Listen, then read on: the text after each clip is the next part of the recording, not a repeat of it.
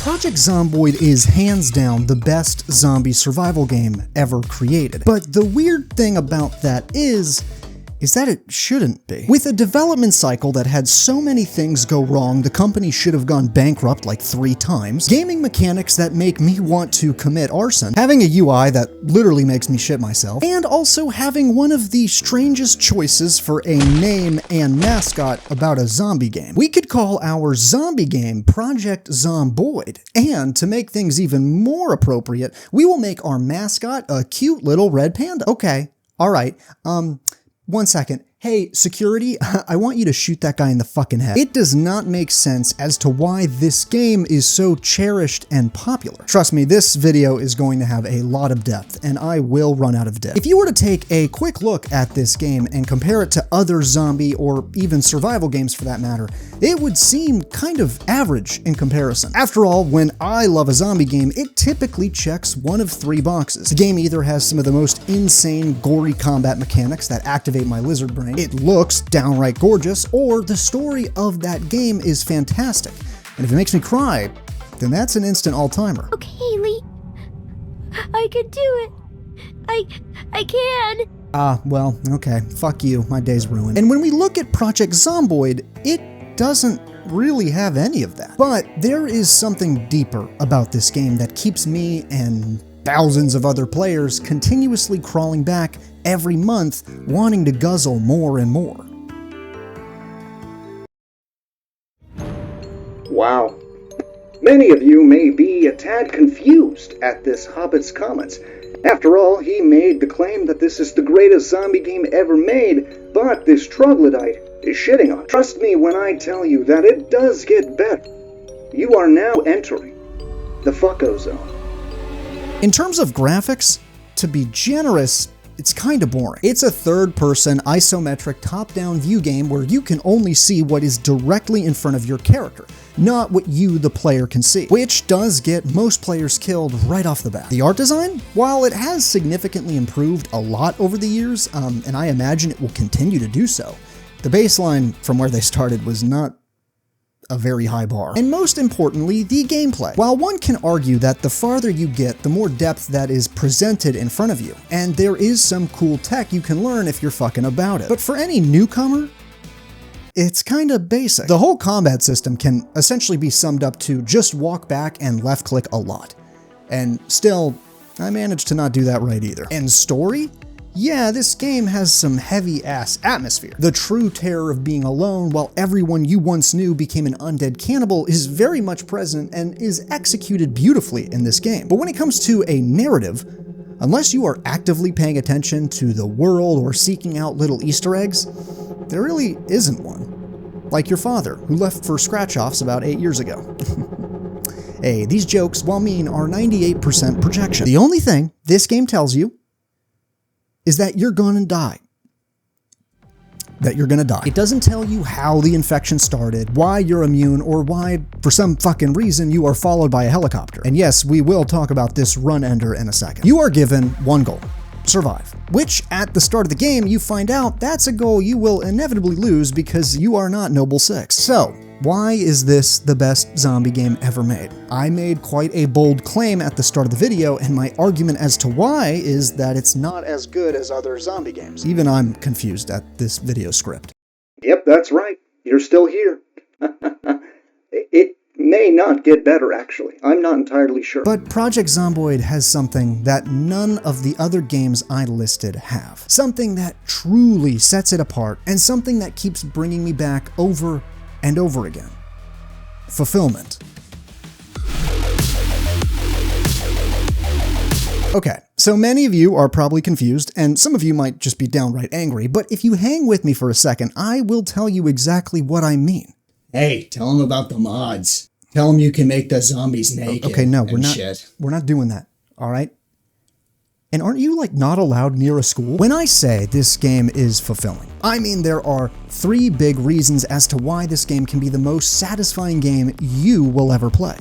Plus a 4th reason that I almost didn't want to put on the video, but I'm going to anyway. Firstly, and most notoriously, this game is hard as balls. Anytime one of my friends would play this game for the first time, I had to let them know that this is going to test their sanity. Okay, so am I going to even have fun playing this game? Well, to be honest, that's kind of subjective. but no, I'm not kidding. This game has a very high skill ceiling. The amount of ways you can die in this game makes me think that the developers of the game were actively going through one of the darkest times in human history.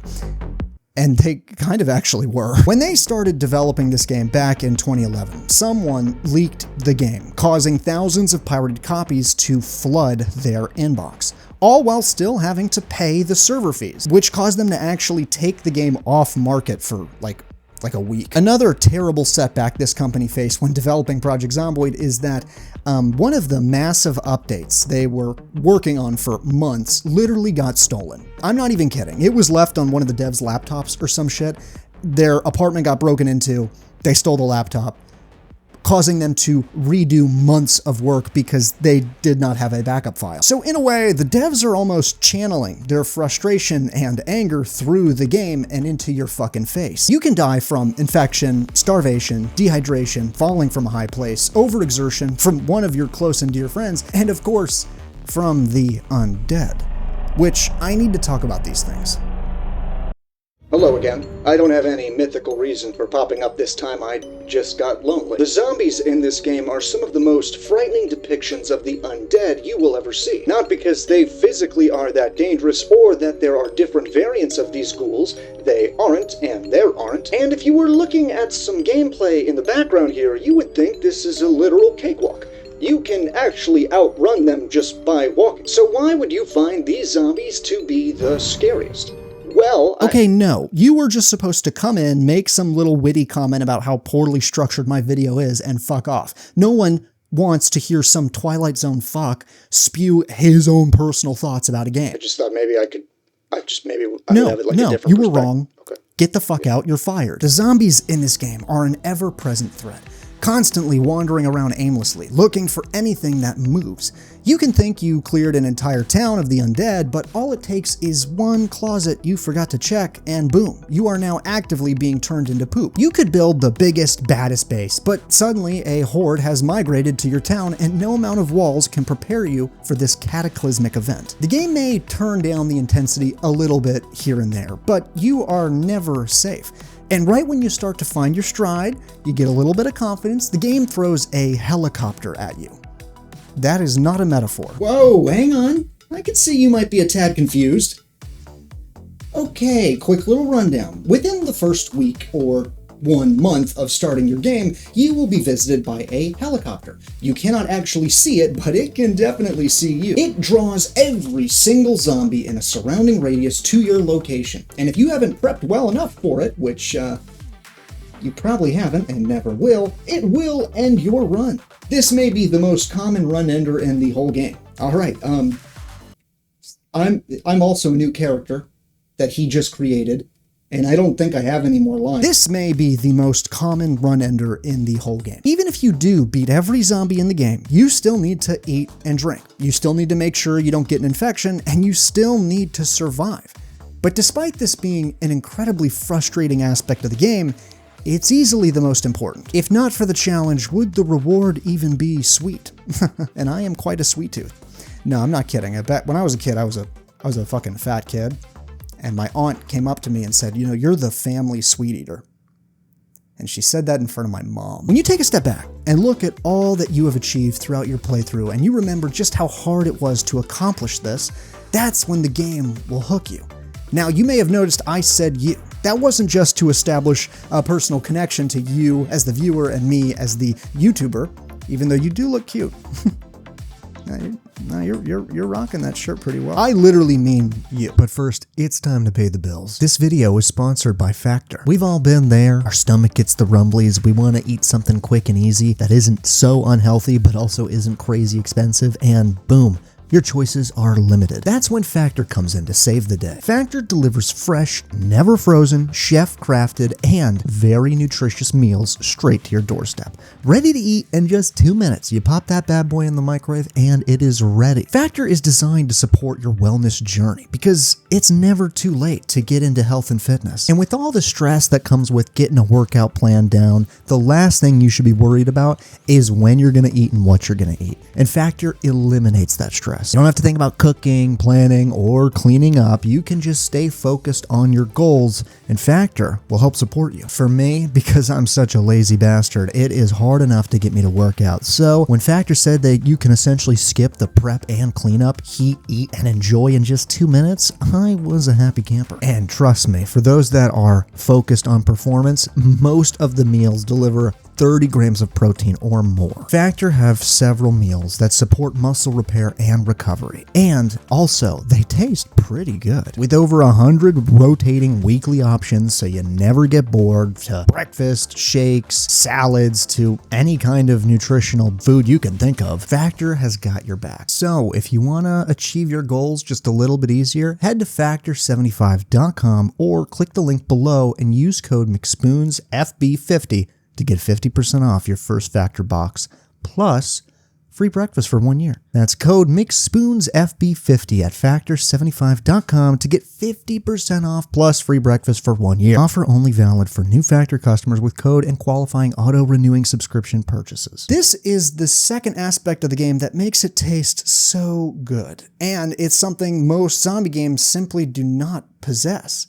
The immersion. I have talked about this before, but Project Zomboid is the most immersive zombie game I have ever played. To this day, there has never been a game that has made me feel like I am actively trying to survive a zombie apocalypse. I remember sitting in math class and just hoping a zombie outbreak would start because I was confident I knew exactly what to do and how to conquer the undead. This game gives you the controller to that scenario and says, well, it's time to find out, Frodo. The reason as to why?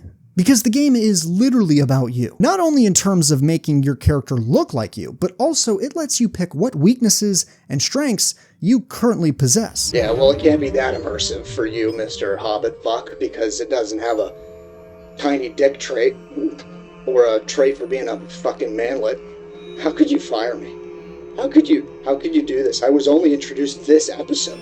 I deserve more. Okay, I apologize for anyone that had to hear that. I promise it will not happen again. Hurtful words from the weird Twilight man aside, he touched on a very crucial aspect of this game. You essentially pick what will enhance your survivor and what will hold them back. This is not a novel concept, many games have done this before, but here it has more weight to it. Each trait either having a buff or a nerf to your playthrough. But you can't be a genius, a super athlete, and also a criminal. Every pro has a negative value tied to it, and every con has a positive one, and it needs to balance out to 0. And to be honest, it's a bit of a humbling process. It's like a peek into an alternate universe where you got your wish. The undead started to rise, and now it's time to find out how you would do. Only for you to quickly realize that you are not built for this shit, because your mom is eating a cat. After all, this is the main draw to the zombie genre.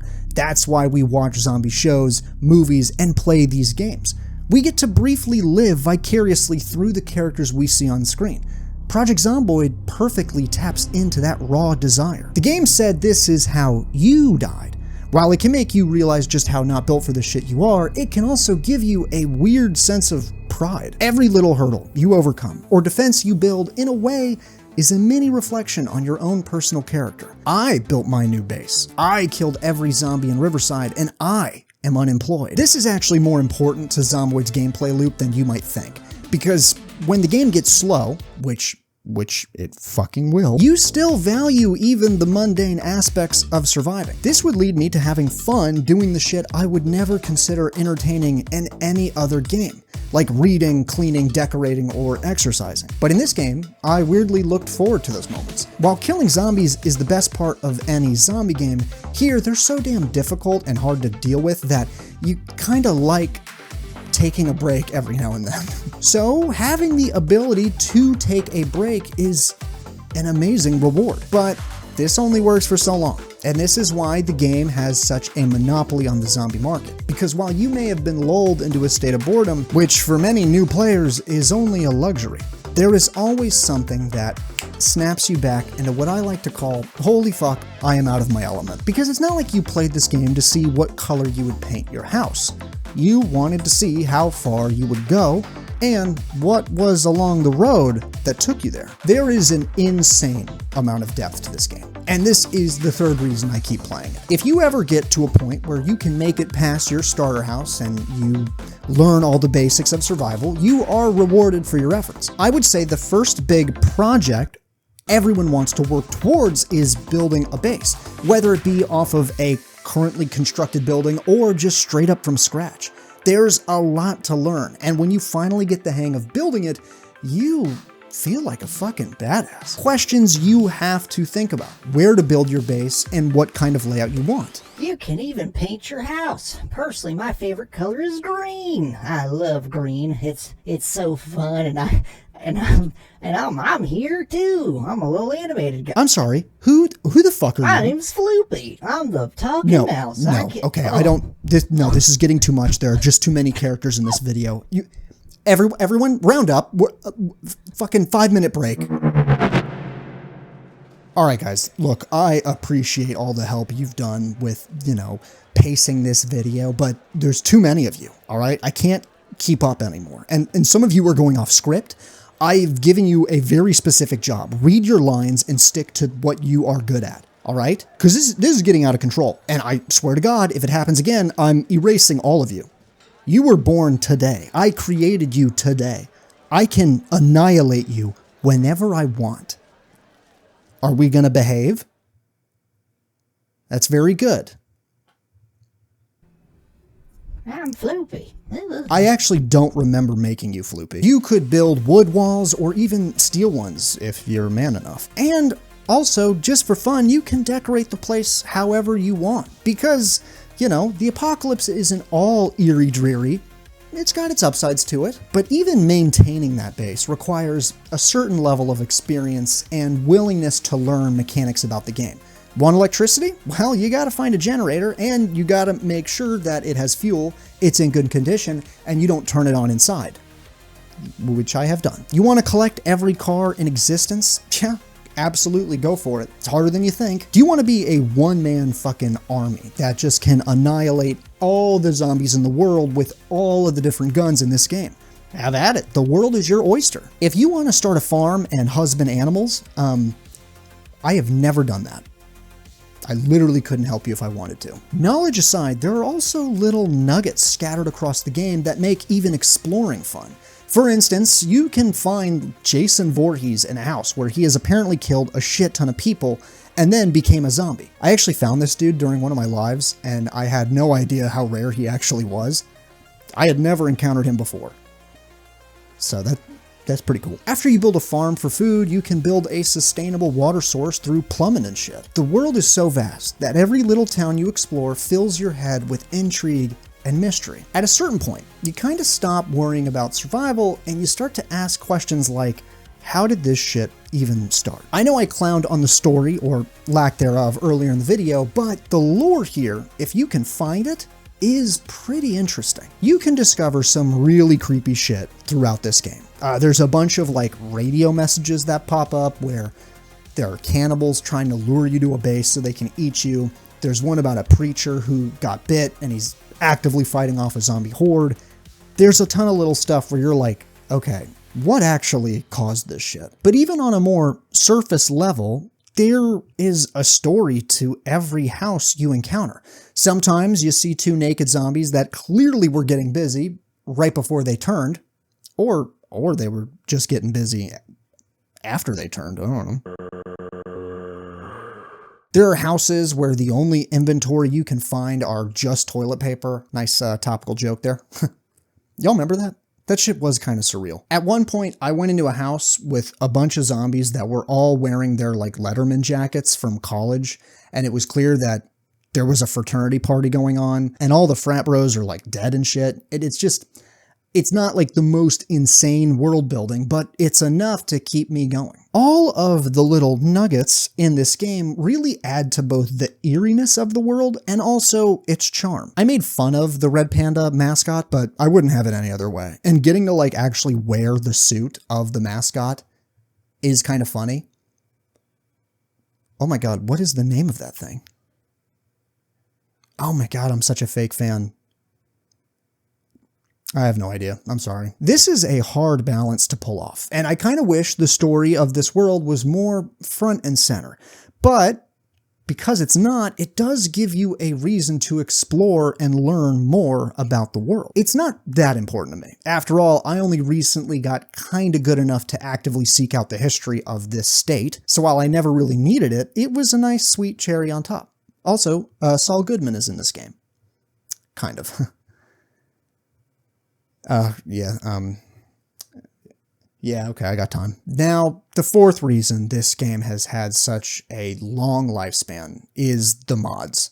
While I adore the base game, and you can absolutely feel the passion from the development team through the monitor, there is no doubt that the mods add a ton of layers to the game. The mods you can put on this game are downright batshit. So, like everyone, when you do eventually get bored of playing the game, you just kind of hop on down to Modville and install some of the most grotesque or insane mods, which you don't have to. You can just like do basic quality of life mods. That's fine too. It's kind of like what I want. Like I'm a big Vanilla Plus guy, but also there are some other mods that I would rather not talk about at this time. Honestly, the more mods you put on the game, the more it feels like a different game entirely. This causes Project Zomboid to always stay fresh.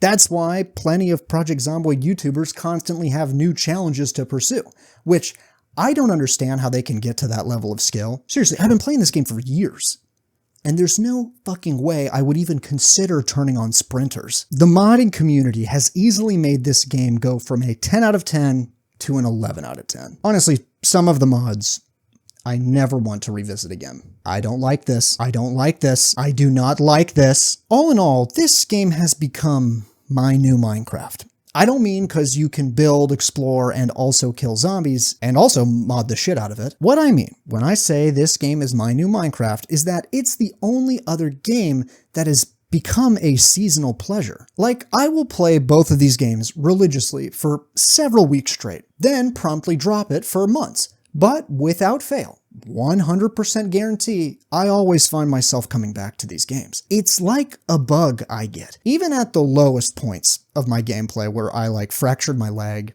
I read online that it takes 3 fucking in-game weeks to heal, so I just uninstalled right then and there. This hatred never lingers, because despite all of that bullshit, I can confidently say that despite that run ending quite frustratingly, it was my best run yet. Every time I play, I get a little bit better, and it's always fun to visibly see myself improve every time. In a weird way, this game has become one of my comfort games, which, again, for a game that's so damn punishing, is a strange thing to admit. The other thing I need to talk about, you know, man to man, or man to woman, is I live for validity. Yes, I'm very vain.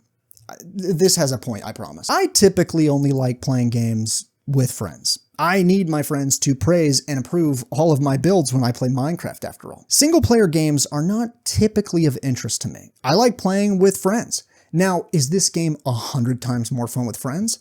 Yes.